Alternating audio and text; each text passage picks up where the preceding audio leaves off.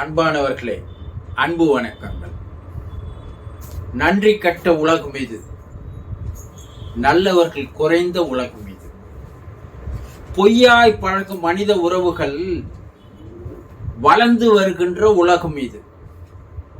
கேடு கெட்ட உலகம் இது. கெட்டவர்கள் நிறைந்த உலகம் இது. நயவஞ்சக உலகம் இது. நன்றி கெட்ட உலகம் இது.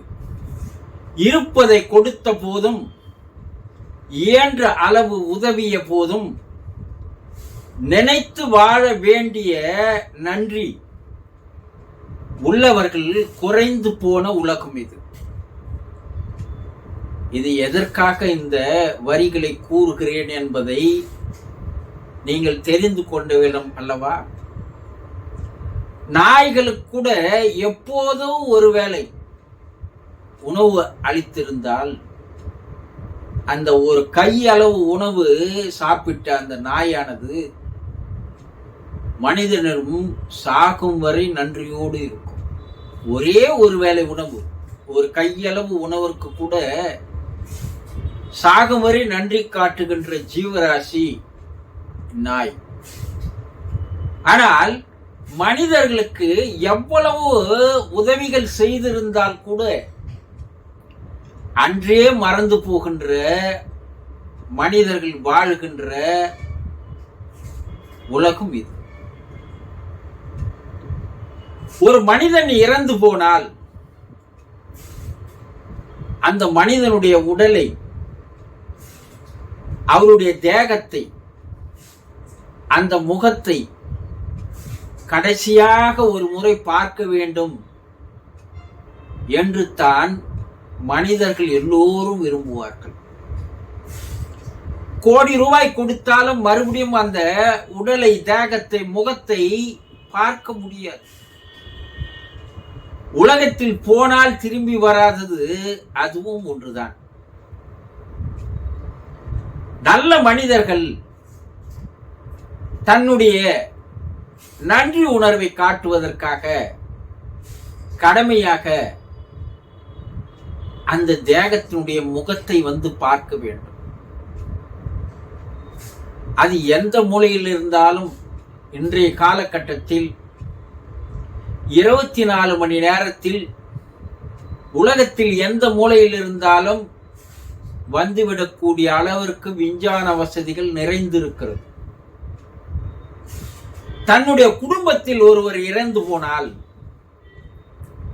நான் வெகு தொலைவில் இருக்கிறேன், வெளிநாட்டில் இருக்கிறேன், என்னால் வர இயலாது, நான் வரக்கூடிய சூழ்நிலையில் இல்லை என்று யாராவது சொல்லுவார்களா?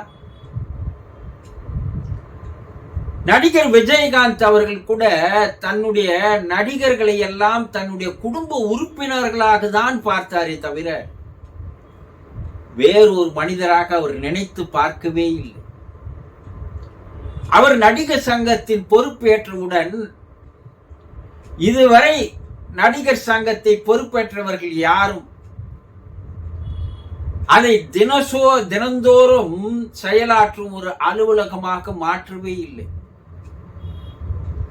அவர் எங்கு திரைப்பட ஷூட்டிங்கில் இருந்தாலும் கூட காலையில் 6 மணி முதல் மதியம் 2 மணிக்குள் முடித்துக் கொள்ள வேண்டும் என்ற கண்டிஷன் தான் போடுவார். 3 மணியிலிருந்து இரவு 10 மணி வரைக்கும் நடிகர் சங்கத்தில் தினந்தோறும் வந்து அமர்ந்து நடிகர் சங்கத்துடைய பிரச்சனைகளை தீர்த்து வைக்கின்ற ஒரு அற்புதமான மனிதராக இருந்தார்.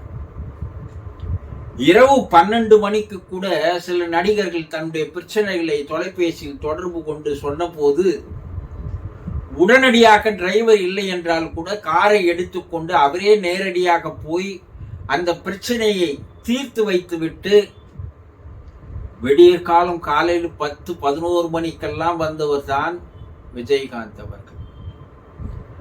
அந்த நடிகர் சங்கம் கடனில் மூழ்கிய போது யாராலுமே அந்த கப்பலை மீட்க முடியாது என்று நினைத்த போது அதை மீட்டு தந்தவர் தான் அந்த கேப்டன். ஆனால் இன்று அந்த நடிகர் சங்கம் எந்த நிலையில் இருக்கிறது என்பது உங்களுக்கே தெரியும்.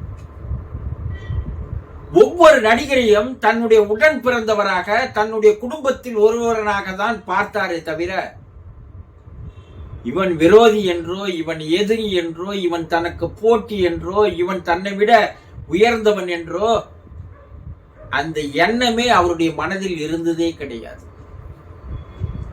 இன்றைய நடிகர்கள் எல்லாம் மனசாட்சி தொட்டு சொல்ல வேண்டும், அவர் எல்லோருக்கும் உதவி செய்திருக்கிறார். யார் யாருக்கு உதவி செய்யவில்லை என்று விரல் விட்டு சொல்லிவிடுங்கள் பார்க்கலாம். அந்த அற்புதமான மனிதர் இறந்து போன பிற்பாடு 2 நாட்கள் அவருடைய தேகமானது உடலாது வைக்கப்பட்டிருந்தது. சம்பந்தமே இல்லாமல், உறவுகளே இல்லாமல், எந்த உதவிகளையே அவர்கள் செய்யாமல், எங்கேயோ கன்னியாகுமரி ராமேஸ்வரத்தில் இருந்தெல்லாம் மக்கள் தன்னுடைய பணத்தை செலவழித்துக் கொண்டு வந்து அந்த தேகத்தை பார்த்தார்களே, அவருக்கும் அந்த மக்களுக்கும் என்ன உறவு? அவர்கள் ஒருவேளை உணவு கூட அவரிடம் உண்டதில்லை. அவர் அன்னதானத்தில் அவர்கள் பங்கெடுத்துக் கொள்ளவில்லை. மனிதாபிமானம் என்பது இதுதான். இந்த மனிதாபிமானம் என்பது ஏழை மக்களுக்கு இருக்கிறது, நடுத்தர மக்களுக்கு இருக்கிறது. எப்போது பணமும் செல்வாக்கும் வந்து விடுகிறதோ அப்போது மனிதன் மனிதாபிமானத்தை அடியோடு குழி தோண்டி புதைத்து விடுகிறான். சமாதியில் வந்து அவருடைய முகத்தை பார்க்காத நன்றி கட்ட ஜென்மங்கள் எல்லாம் புது வருட கொண்டாட்டத்தில் உல்லாசமாக இருந்ததையெல்லாம் நீங்கள் சமூக சேனல்களில் பார்த்து வருகிறீர்கள். இன்று 10 நாளைக்கு அப்பால் அந்த சமாதிக்கு வந்து நடிப்பதுதான் அவர்கள் தொழில் என்றால் சமாதியில் கூட நடிக்கிறார்களே நன்றி கட்ட நடிகர்கள். இந்த கிளிசரின் இல்லாதையே கண்களில் கண்ணீர் வருகிறது. எவ்வளவு அற்புதமான நடிகர்கள் இவர்கள். இது அவர் பார்த்திருப்பாரா? மக்கள் தான் இதை ஏற்றுக்கொள்வார்களா? இவர்கள் உண்மையிலேயே கண்ணீர் விட்டால் கூட இன்றைய மக்கள் எல்லாம் என்ன சொல்கிறார்கள்? என்ன அற்புதமாக நடிக்கிறான்டா இவன், திரையில் தான் நடிக்கிறான் என்றால் சமாதியில் கூட வந்து நடிக்கிறான்டா என்றுதான் எல்லா மக்களுடைய பேச்சாக இருந்து வருகிறது. நாள்தோறும் ஒரு நடிகரை பார்க்கிறோம். சென்னையிலே இருந்து கொண்டு வராத நடிகர்கள் நன்றி கட்டவர்கள் இருக்கிறார்கள். தமிழகத்திலே இருந்து கொண்டு வராத நன்றி கட்டவர்கள் இருக்கிறார்கள். வேறு மாநிலங்களில் இருந்து நன்றி கட்டவர்கள் இருக்கிறார்கள். வெளிநாடுகளில் இருந்து நன்றி கட்டவர்கள் இருக்கிறார்கள். இவர்களுக்கெல்லாம் காலம் பதில் சொல்லும். இவர்கள் எல்லாம் வளர்த்து விடுபவர்கள் யார்? அவர்களுடைய ரசிகர்கள் என்று சொல்லக்கூடிய, ஒருவேளை உணவிற்கு கூட வழி இல்லாத அந்த ரசிகர்கள் தான் இவர்கள் எல்லாம் இந்த நிலைக்கு உயர்த்தி இருக்கிறார்கள். இப்படிப்பட்ட நன்றி கட்ட நடிகர்களை ரசிகர்கள் உயர்த்தி விடுவது இனியும் நடைபெற வேண்டுமா என்று மக்களாகிய நீங்கள் தான் நினைத்து பார்க்க வேண்டும். குடும்பத்தில் ஒருவராக இருந்த அவரை தூரே விலக்கி வைத்துவிட்டு இன்று வந்து சமாதியில் ஒரு மாலையை போட்டுவிட்டு ஏதோ கடமைக்காக 5 நிமிடம் 10 நிமிடம் அழுவது போல நடித்துவிட்டு போய்விட்டால் மக்களின் மனதில் உங்களுடைய அந்த களங்கம் அழிக்கப்படாது. அது நிரந்தரமாக மக்களுடைய மனதிலே அந்த களங்கம் கரைப்பட்டு விட்டது. நீங்கள் எப்படிப்பட்ட அயோக்கியர்கள் என்று மக்கள் தெரிந்து கொண்டார்கள். காலம் பதில் சொல்லும்.